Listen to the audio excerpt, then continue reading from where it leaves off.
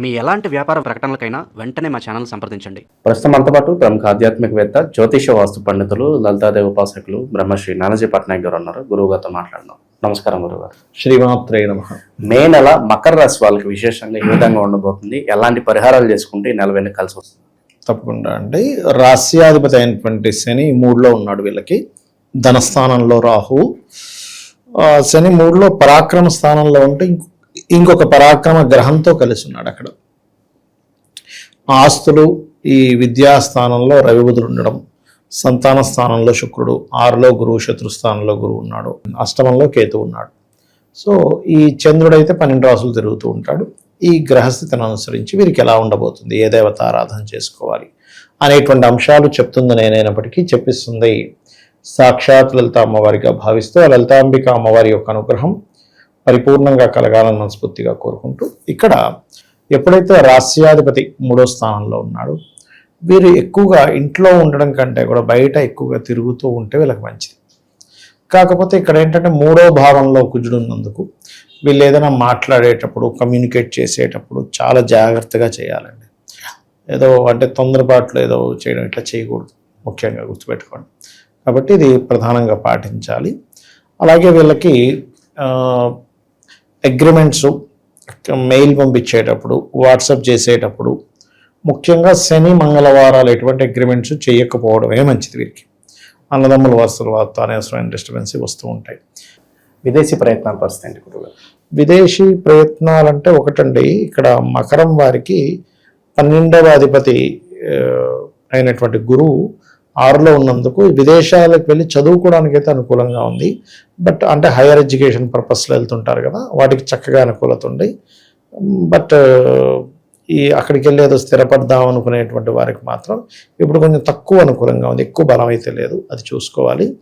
కాకపోతే ఈ 14వ తేదీ నుంచి గురువు దగ్గర శుక్రువు కూడా వెళ్తుంటాడు కాబట్టి కొన్ని సందర్భాలలో గురువులతో, అందులో ముఖ్యంగా లేడీస్తో కొంచెం శత్రుత్వాలు ఏర్పడతాయి 14 తర్వాత.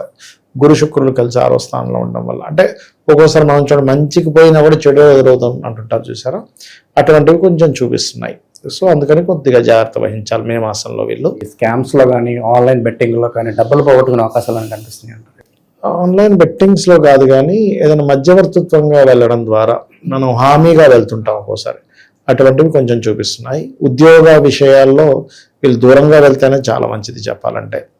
ఎందుకంటే దశమాధిపతి అయినటువంటి శుక్రుడు 6లోకి వెళ్తున్నాడు, దిస్వభావ రాశుల్లోకి వెళ్తున్నాడు. సో ఇదేమవుతుందంటే కొంతవరకు బ్యాంకింగ్, టీచింగ్, ట్రైనింగ్స్, ఈ ఫైనాన్షియల్ రంగాలు, చిట్ ఫండ్స్, మార్కెటింగ్ చేయడం, ఇట్లాంటి వాటిల్లో ఎక్కువగా ఉద్యోగ అవకాశాలు కూడా వస్తాయి వీరికి. అది మెయిన్గా చూసుకోవాలి. ఉద్యోగం కోసం బయటికి వెళ్ళే ప్రయత్నం కూడా చేయొచ్చు, చేయకూడదని కాదు. కాకపోతే 14వ తేదీ లోపలైతే ఇంకా బాగుంటుంది వీరికి. ఇక ఆన్లైన్లో బిజినెస్ చేసేటువంటి వారికి 2వ భావంలో, ధనభావంలో రాహు ఉన్నాడు కాబట్టి ఆన్లైన్లో బిజినెస్లు అండ్ అకల్ట్ రిలేటెడ్ లేకపోతే డయాగ్నోటిక్ రిలేటెడ్ సంబంధించిన ఇటువంటి వాటి మూలంగా మంచి ధనయోగం ఉంటుంది చెప్పాలంటే. ఇక గవర్నమెంట్ సంబంధించిన కొంతమంది శిక్షణ పొందుతూ ఉంటారు, ప్రభుత్వ సంబంధించిన శిక్షణలు అటువంటివి, లేకపోతే మెడికల్ రంగాల్లో ఉండేటువంటి వారికి, అండ్ మనకి అడ్వర్టైజ్మెంట్స్, ట్రేడింగ్, ఇట్లాంటివి ఏమైనా శిక్షణలు పొందడానికి, అలాంటి కోర్సెస్ చేయడానికి చాలా అనుకూలంగా ఉంది చెప్పాలంటే. మనకి ఏదైనా చదువులో కొంత మెడల్స్ సంపాదించడం, చదువులో కొంత పేరు ప్రఖ్యాతలు రావడానికి ఈ మే మాసంలో ప్రధానంగా మే 14వ తేదీ వరకు 4వ భావంలోనే రవి ఉంటాడు కాబట్టి అక్కడ వరకు చాలా అనుకూలంగా ఉంది. కాకపోతే మే 12 నుంచి కొంచెం కుజుడు వస్తున్నాడు కాబట్టి అక్కడ నుంచి కొంచెం ఏమవుతుందంటే వీరికి చెప్పాలంటే 12 వరకు అనుకూలత ఉంది. 12 నుంచి ఎప్పుడైతే కుజుడు ఎంటర్ అవుతున్నాడో స్ట్రెస్ కొంచెం పెరుగుతుంది విద్యా విషయంలో. అయితే వీరికి ఇప్పుడు 3లో అధిక గ్రహాలు ఉన్నాయి కాబట్టి మకరం వారికి ఏదైనా ఒక ప్రాపర్టీ అమ్మడానికి అనుకూలంగా ఉండే సమయం, కొనడం కంటే కూడా. మనకు చూడండి, ఒక్కోసారి కొన్ని స్థలాలు కానీ, గృహాలు కానీ అమ్మేస్తే కానీ నాకు ఈ ప్రాబ్లం క్లియర్ అవ్వదు, లేకపోతే ఇంకోటి తీసుకుందాం అనుకుంటూ ఉంటారు. అది అమ్మడానికి కూడా మనకి యోగం రావాలి ఎప్పుడు కూడా, కొనడానికి మాత్రమే కాదు. సో ఎప్పుడైతే వీళ్ళు అమ్మడానికి ఈ ప్రయత్నాలు చేస్తుంటారో ఖచ్చితంగా ఇక్కడ వీళ్ళకి అనుకూలత అనేటువంటిది ఏర్పడుతుంది చెప్పాలంటే. అండ్ ఈ మాసంలో కొంత అమ్మకాలు కొనడాలు రెండు కూడా జరుగుతాయి. సంతానం కోసం చేసే ప్రయత్నం జరుగుతుంది, ప్రయత్నం ఫలిస్తుంది ముఖ్యంగా. అలాగే సంతానాన్ని విదేశాలకు పంపించాలనే ప్రయత్నం కూడా ఫలిస్తుంది. సినిమా ఫీల్డ్ వాళ్ళకి, కళా రంగాల్లో ఉండేటువంటి వారికి, ఫ్యాషన్ రంగాల్లో ఉండేటువంటి వారికి ఏదైనా అందానికి సంబంధించిన ఉంటాయి. అది పెర్ఫ్యూమ్స్ అనుకోండి, లేకపోతే బ్యూటీ పార్లర్స్ అనుకోండి, సినిమా ఫీల్డ్ అనుకోండి, వీటికి సంబంధించిన ఫీల్డ్స్లో ఉండేటువంటి వారికి ఫైనాన్షియల్గా చాలా బాగుంటుంది. అలాగే ఆ థాట్స్ కూడా బాగా రావడం, ఒక డైరెక్టర్కి ఇంకా మంచి థాట్స్ రావడం, ఎందుకంటే పంచమంలో పంచమాధిపతి శుక్రుడు క్రియేటివ్ కారకుడు ఉన్నాడు కదా, కాబట్టి ఆ విషయంలో బాగుంటుంది. కాకపోతే వీళ్ళకి ఏంటంటే గురువు 6లో ఉన్నందుకు ఎట్టి పరిస్థితుల్లో కూడా గురువులతో అనవసరమైనటువంటి గొడవలు పెట్టుకోకూడదు. ఇక్కడ ఏమవుతుందంటే అనవసరమైన గొడవ మూలంగా వాళ్ళ నుంచి వీళ్ళకి అనవసరమైన వ్యతిరేకతలు, గొడవలు, ఘర్షణలు ఇవి బలంగా చూపిస్తున్నాయి చెప్పాలంటే. అది ఇక్కడ ఏంటంటేనండి, ఇప్పుడు ఉండేటువంటి గోచారం, దేశ గోచారం అనుకోండి, మీనంలో శని ఉన్నాడు కదా, ఇది ద్వాదశ రాశుల వారికి అందరికీ కూడా వర్తిస్తుంది. ఎందుకంటే శని ఎప్పుడైతే నీచ స్థానం వైపు ప్రయాణం చేస్తున్నాడో, అది కాకుండా కుజుడితో కలిసి ఉండి ఇలా ఉన్నప్పుడు ఏంటంటే ప్రతి ఒక్కరూ కూడా కొన్ని నియమాలు పాటించాలి. ఏమిటది? దానివల్ల ఏమవుతుందంటే వీళ్ళకి ఉద్యోగ విషయాల్లోని కొన్ని ప్రమాదాలు తప్పడం కానివ్వండి, కొన్ని నెగిటివ్ ఎనర్జీస్ తగ్గడం కూడా జరుగుతుంది. దీనివల్ల ఏం చేయాలి ఏంటి అంటే, నవగ్రహాలలో కుజుడు శని ఉంటారు కదా, కుజ శని గ్రహాల దగ్గర దీపారాధన చేయడము.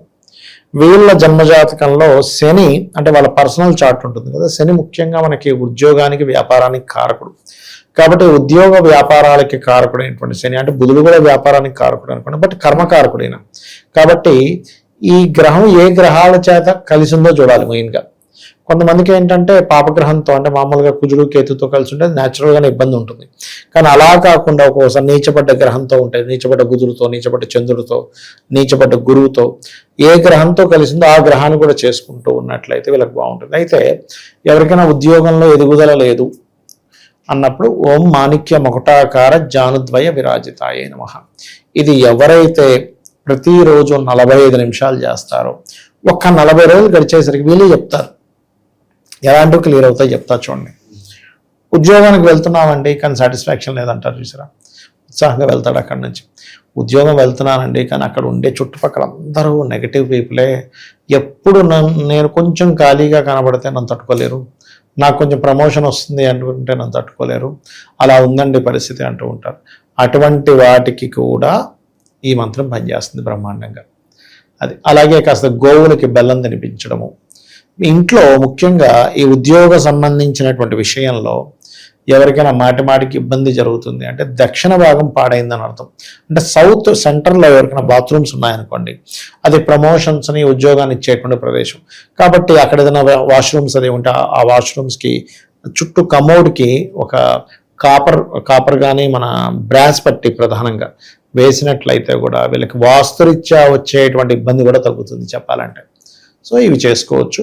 అయితే ఇక్కడ ఏంటంటే ఎప్పుడు కూడా కొన్ని జాతకాల్లో ఇక్కడే ఉంటే ఉద్యోగం వీళ్ళకి అనుకూలించదని ఉంటుంది. అంటే అలాగా కొంతమందికి విదేశాలకు వెళ్ళాలి, అప్పుడు 12వ భావ సంబంధం వచ్చింది దశమాధిపతితో, అప్పుడు విదేశాలకు వెళ్ళడం, లేదు చర్రాసులో ఉన్నాడు మాటికి మారడం, లేదా 9వ స్థానం వేరే రాష్ట్రానికి వెళ్ళి సెటిల్ అవ్వడం, ఇట్లా చూసుకోవాలి.